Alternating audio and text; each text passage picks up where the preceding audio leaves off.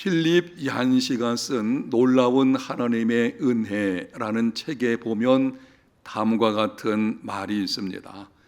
우리 시대의 마지막 최고의 단어는 은혜이다. 은혜는 복음의 핵심이며 성경의 가장 중요한 단어이다. 지독히 이기주의적이고 자기중심적이며 브레이크가 없는 욕망의 시대, 우리가 사는 시대죠. 이 시대의 마지막 최고의 단어는 은혜입니다. 은혜는 복음의 진수이며 성경에 기록되어진 말들 중에서 가장 중요한 단어입니다.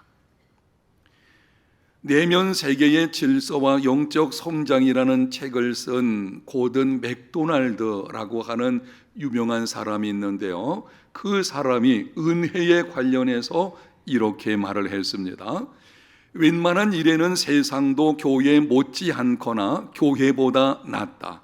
집을 지어주고 가난한 자를 먹이고 아픈 사람을 고쳐주는 일은 굳이 교인이 아니어도 할 수 있다. 그러나 세상이 못하는 일이 하나 있다. 세상은 은혜를 베풀 수 없다. 세상 사람들, 하나님을 알지 못하는 세상 사람들도 나름대로 선한 일들을 행하려고 애를 씁니다. 그런데 그들이 애써서 선한 일을 행하여도 한 가지 하지 못하는 것이 있는데요, 은혜입니다. 은혜는 기독교만이 가지고 있는 독특성입니다. 기독교를 기독교 되게 하는 것이요, 은혜를 제쳐놓고 기독교를 말할 수 없습니다. 기독교는 은혜의 종교입니다. 여러분, 그러므로 어떤 경우에도 은혜를 공로로 바꾸지 말아야 합니다. 은혜를 공로로 바꾸게 되면 몇 가지 결과들이 찾아오게 됩니다.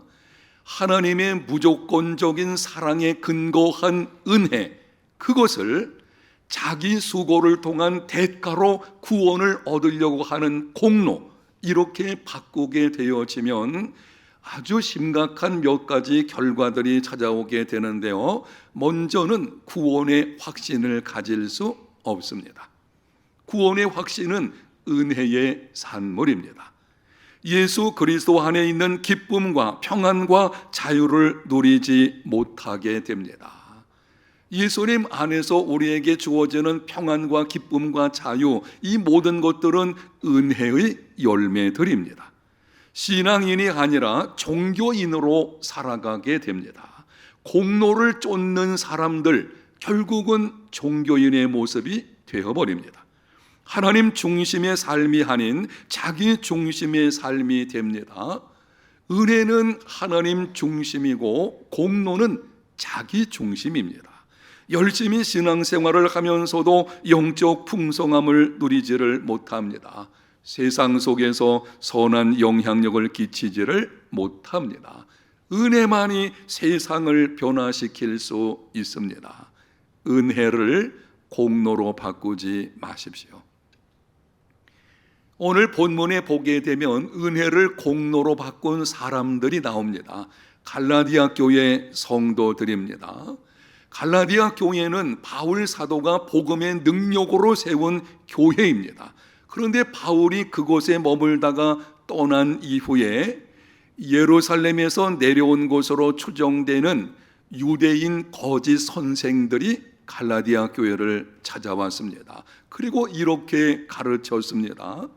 예수님을 믿는 믿음만으로는 부족하다. 너희들이 구원 받으려고 하면 예수님을 믿은 후에 할례를 포함한 율법의 행위가 있어야 한다. 믿음 더하기 율법 행함, 그것이 구원이라고 하는 것, 잘못된 가르침인 것입니다. 그로 인해서 갈라디아 교회 성도들의 구원관이 흔들리게 되었고 많은 성도들이 미혹에 넘어가게 된 것입니다. 소식을 들은 바울은 거룩한 분노를 금할 수가 없었습니다. 어떻게 이미 받은 복음을 버리고 거짓된 복음을 받아들일 수 있겠나? 바울의 마음속에 분노가 있게 되었고요, 펜을 들어서 편지를 쓰게 된 것이 갈라디아서입니다. 본문 1절에서 3절까지 이렇게 말씀을 합니다. 어리석도다 갈라디아 사람들아, 예수 그리스도께서 십자가에 못 박히신 것이 너희 눈앞에 밝히 보이거늘 누가 너희를 꾀더냐.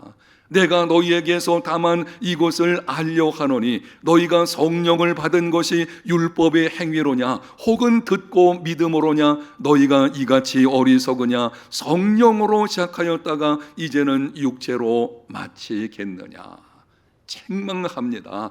어리석은 사람들아, 너희들이 나로부터 이미 복음의 말씀을 들었는데 어떻게 그것을 버리고 다른 복음, 예수님 믿음에다가 율법 행함을 더하여야만 구원받는다고 하는 은혜를 공로로 바꾸어 버리는 이 잘못된 것을 너희들이 어떻게 취할 수가 있겠느냐. 그것은 성령으로 시작하였다가 육체로 마치는 어리석은 것이니라. 신앙생활은 성령으로 시작하여 성령으로 이루어지고 성령으로 마치는 것입니다. 내가 예수님을 믿는 것, 성령으로 말미암아 성령께서 거듭나게 하심으로 된 것입니다. 예수님 믿은 후에 예수님을 닮아가는 것, 그리고 주어진 일들을 감당하는 사역들 모두 성령의 능력으로 말미암아 되는 것입니다. 끝까지 믿음을 지키는 것, 그리고 장차 천국에 들어가는 것도 성령의 도우심으로 되는 것입니다. 시작도 과정도 마침도 성령의 역사입니다. 전적인 하나님의 은혜입니다. 성령으로 시작했다면 성령으로 마쳐야 합니다. 은혜를 공로로 바꾸지 마십시오. 당시 바울이 얼마나 격앙되었는지 갈라디아서 1장 8절과 9절에 이렇게 기록을 합니다. 그러나 우리나 혹은 하늘로부터 온 천사라도 우리가 너희에게 전한 복음 외에 다른 복음을 전하면 저주를 받을지어다. 우리가 전에 말하였거니와 내가 지금 다시 말하노니 만일 누구든지 너희가 받은 것 외에 다른 복음을 전하면 저주를 받을지어다. 반복되는 말씀을 주목해 보십시오. 다른 복음을 전하면 저주를 받을지어다. 다른 사람을 향해서 저주를 받으라. 아주 무서운 말입니다. 이 말은 쉽게 할 수 있는 것이 아닙니다. 어느 누구도 다른 사람에게 저주에 말한다는 것은 있을 수가 없는 것입니다. 그런데 바울은 지금 격앙된 심정을 가지고 그들을 향해서, 이 거짓 선생들을 향해서 저주를 받으라고 말을 하고 있습니다. 왜 그런 것입니까? 다른 복음이거든요. 성경에 근거한 바른 복음이 아니고 다른 복음을 가지고 전했기 때문인 것입니다. 예수님을 믿은 후 율법 행위를 더해야 구원받는다는 것은 다른 복음이고, 다른 복음은 성도들의 영혼을 파멸에 이르게 하는 악한 것입니다. 구원은 오직 하나님의 은혜로 예수 그리스도를 믿음으로만 받습니다. 우리 교회 안에 어떤 성도님이 목사님 궁금해요 라고 질문한 것이 있는데요, 한번 들어보십시오. 구원이 하나님의 선물임을 알겠습니다. 하지만 우리는 성화되어야 한다고 하셨는데 성화는 행위가 아닐까요? 야고보서에서 행함이 있는 믿음을 강조하고 있지 않나요? 구원의 본질에 관한 아주 좋은 질문입니다. 어느 분이 이 질문을 하셨는지는 저는 모르겠어요. 그냥 백지의 질문으로 제게 받아온 것이니까. 아주 좋은 질문, 이 질문에 대한 답변을 두 가지로 나누어서 말씀드리겠습니다. 첫째, 성화는 행위가 아닌가요? 맞습니다. 성화는 행위로 나타나게 되어져 있습니다. 성화는 구원 속에 포함되어져 있는 것인데요, 구원은 반드시 거룩한 사람으로 변화되는 것이 있는 것입니다. 그런데 성화는 공로가 아닌 은혜의 열매입니다. 성화는 구원을 얻기 위한 조건으로서의 행위가 아니라 오직 성령으로 말미암아 은혜로 이루어지는 열매입니다. 데살로니가 후서 2장 13절에 주께서 사랑하시는 형제들아, 하나님이 처음부터 너희를 택하사 성령의 거룩하게 하심과 진리를 믿음으로 구원을 받게 하심이니, 따라합니다. 성령의 거룩하게 하심과, 거룩하게 하시는 분은 성령이십니다. 우리로 하여금 성화, 거룩한 사람이 되게 하시고 거룩한 사람으로 변화되게 하시는 분은 성령이 하시는 것입니다. 예수님을 믿기 전이나 후나 그 어느 때가 되었건 우리는 스스로 어떤 거룩도 만들어낼 수 없습니다. 예수님을 믿는 것, 은혜로 받는 것이지만 예수님 믿은 후에는 내가 스스로 노력해가지고 거룩을 만들어서 하나님을 기쁘시게 하는 삶을 살아야 된다? 아니에요. 이거는 성경적인 것이 아니고요, 그것은 은혜를 공로로 바꾸는 잘못된 것입니다. 우리가 할 일은 범사의 성령을 따라 행하는 삶이 되면 성령께서 우리 안에 거룩의 열매를 맺히게 하시는 것입니다. 성령을 따라 행하는 삶이 되시기를 축복합니다. 성령의 9가지 열매, 그것이 맺혀지는 것이 예수님 닮는 것이고요, 그게 거룩함이거든요. 그 거룩은 성령의 열매라고 하는 것은 성령님 그분이 우리 안에서 맺게 하시는 것입니다. 우리는 성령께서 우리 안에서 거룩을 이루어 가시도록 자신을 내어드리면 되는 것입니다. 두 번째, 야고보서에서 행함이 있는 믿음을 강조하고 있지 않나요? 질문하신 대로 야고보서는 행함을 강조합니다. 행함이 없는 믿음은 죽은 믿음, 이렇게까지 말씀을 하십니다. 야고보서 2장 24절을 봅니다. 이로 보건대 사람이 행함으로 의롭다 하심을 받고 믿음으로만은 아니니라. 이 말씀만 주목하면 믿음의 행함을 더해야만 구원받을 것처럼 보입니다. 그러나 성경의 모든 말씀은 문맥과 배경과 성경 전체의 관점에서 해석되어야 합니다. 야고보서는 구원받았다고 말하면서 행함이 없는, 말로만 믿는다고 하는 자들에게 주시는 말씀입니다. 너희들이 예수님 믿느냐? 그렇다면 행함으로 그것을 증명해 보이라는 것이죠. 증명되지 않는, 행함으로 증명되지 않는 믿음은 거짓 믿음이라고 하는 것입니다. 야고보서에서 말씀하는 행함은 구원의 조건이 아니라 믿음의 결과입니다. 이 말씀을 여러분이 주목해서 들으십시오. 믿음 속에 행함이 포함되어 있는 것이지 믿음 더하기 행함이 구원, 이것은 아닌 것입니다. 아멘. 오직 예수님을 믿음으로만 구원받습니다. 그런데 믿음으로만 구원받는다고 할 때 그 믿음 속에는 행함이 함께 포함이 되어져 있는 것입니다. 예수님께서 십자가상에서 6번째 하신 말씀, 여러분이 기억하실 것입니다. 다 이루었다. 이 말의 헬라어는 테텔레스타이인데요, 당시 상거래에서 흔히 사용되던 용어입니다. 어떤 사람이 가게 들어가서 물건을 사고 물건값을 지불하게 되면 가게 주인이 영수증을 주면서 말을 합니다. 테텔레스타이, 다 지불되었습니다. 당신이 산 그 물건값이 다 지불되었다라는 의미인 것입니다. 예수님의 십자가 죽음은 우리가 지불해야 하는 죄의 삭을 대신 담당하신 사건입니다. 우리가 죄로 인해서 지불해야 되는 삭, 죽음이죠. 바로 그것을 예수님께서 십자가에서 다 대신해서 지불하셨습니다. 예수님이 죄의 삭을 완전히 지불하셨기 때문에 우리는 구원을 얻기 위해서 더 이상 지불할 것이 없습니다.